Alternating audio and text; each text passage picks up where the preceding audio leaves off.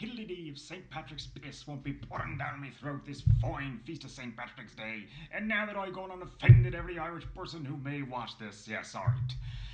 But, nonetheless, I do want to celebrate the Feast of St. Patrick, otherwise known as St. Patrick's Day, by taking a little dive on a film that I've meant to tackle since I started doing this, Leprechaun. And I'm probably going to need some of this before I'm done, because boy, is this one a bit of a bugger to go doing a dive on. I actually like the Leprechaun franchise for the most part, but it's a very inconsistent and uneven series of films. And talking about the first one in particular, it was definitely not the best foot on which to start this kind of a franchise off. To start with, they did try to actually make a leprechaun scary. That ain't gonna work, because it's a fucking leprechaun. Okay? I can kind of see where they're coming from in terms of the folklore. I mean, if you read actual, like, mythology, it's almost like with mermaids. You know, leprechauns were not portrayed as these happy-go-lucky little guys out to reward people with pots of gold. No, they were portrayed as pains in the ass. You know, troublesome, mischievous, playing pranks, and just making life overall unpleasant. But, nonetheless, at the time this film was made in particular, people associated leprechauns with fucking breakfast cereal, okay? You're not gonna make that scary. And that really just made this film terribly uneven, because there are times where they play up the hamminess of it. But then there are times also where they actually try to make him seem cruel and malevolent, and it just falls flat. You can't have him go from, shoving an old woman down the stairs and jumping a pogo stick on an innocent shopkeeper's stomach to then having him fall on roller skates and leave a cartoon cutout hole in the wall. That just doesn't work. Either go straight on B grade or stick to the full on horror. Guess which one they needed to do here. And while Warwick Davis is undeniably the MVP of this film, he threw himself heart and soul into it, and can you blame the guy? He had a long resume of playing fantasy characters at this point, but this was his first shot at going full on as a villain and being able to just totally cut loose, and you could tell he loved it. And so far as I know, this is one of his favorite roles, and it very much dominates his career. But the film is also weighed down by the other little elephant in the room, Jennifer Aniston. Now, personally, I think it is great that she has started to come around and actually own up to this movie, because for the better part of 30 years, she didn't like to even talk about it. She would not acknowledge it at all. But in some recent years, she's begun to snap out of that a bit, and she started to acknowledge it, and she's even admitted she had fun making it, and that it did start her career. But in this movie, you definitely see a very surly young actress who is probably less than thrilled about the kind of project she has to take part in, and it weighs down. She's just phoning it in. And there's just a couple of side characters that really are totally unnecessary and add nothing but annoyance. I'm looking at you, Francis. You'll be sorry, Pee Wee Herman. So, the first installment, yeah, it was not the best. I mean, as a B-grade flick, it's okay. It's just not as enjoyable as what would come later. And unfortunately, that was the key problem with this franchise, was they could never keep that stride. They did hit it with the second and third film by going much more the black comedy route, and particularly in the third film by switching it up and putting the Leprechaun in Las Vegas. That was perfect, and in my opinion, the third film is the best. Only for them to then turn around and decide to dive way, way into the deep end by sending him to space. The less said about that one, the better.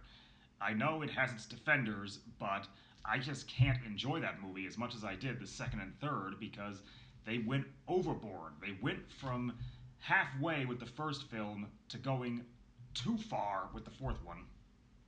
Then, of course, came Leprechaun in the Hood, which, oh boy, you could not make that movie today for obvious reasons, but I actually liked that one more than the fourth one, and more than the second and first one.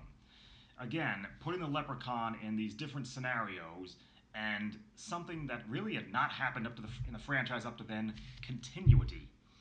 If you recall, in the third film, the Leprechaun was trapped as a statue by a magic medallion, and they actually used that again for Leprechaun in the Hood. Wow! And also introducing a couple of new elements, like the magic flute. And I've got to admit, I just love the fact that Ice-T is in this movie. And for quite a while, I harbored this sadistic fantasy of Warwick Davis putting in a cameo on Law & Order SVU, and Detective Tucciuola just reacting like, oh, not you again. But then, of course, that's how I react to the follow-up, Leprechaun Back to the Hood. I'm trying to pronounce it accurately. That movie is just generic and stale. They were totally recycling the previous one and did not add anything new. It's not enjoyable. And if anything, they took the whole politically incorrect humor too far. It does get stretched out. And then, of course, Leprechaun Origins. This is by far and away the worst out of the whole franchise, and considering you've got Leprechaun in space and Leprechaun Back to the Hood, that's saying a lot. But big shock, a WWE Films production is gonna be rock bottom. And speaking as a wrestling fan who adores when wrestling and horror cross over, the fact that they gave this as a launch project to Dylan Possel, better known as Hornswoggle, when his character had become one of the most overused and annoying parts of WWE television at that time, when I was still watching, only further sank it. But beyond that, Origins is really not a Leprechaun film. You know, the antagonist in this could be called anything. It could be called Orc, or Goblin, or Troll, or Gnome, and the effect would be the same. And finally, Leprechaun Returns. You know, there's something I've said on this feed before, and on the House That Screams podcast. You don't go full CFE. When you go CFE, you're gonna see feces.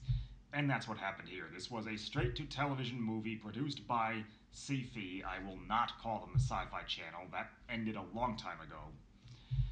This one is definitely better than the previous two films, but it's not as good as the third or the second one either.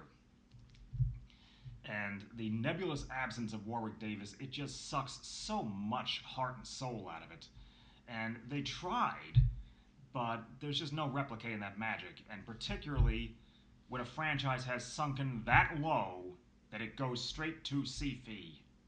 There's just no going back from that. Just like with my previous talk about Jeepers Creepers. So Leprechaun is a franchise that I think it could have gone further. And they could have done a lot more with it, but I can't quite tell if they were getting a little too ambitious or if they just stopped caring at some point. At this stage, I don't think there's any redeeming the franchise, and maybe in like comic book format it could go somewhere else, but I don't think any more movies are necessary or even have much of a point.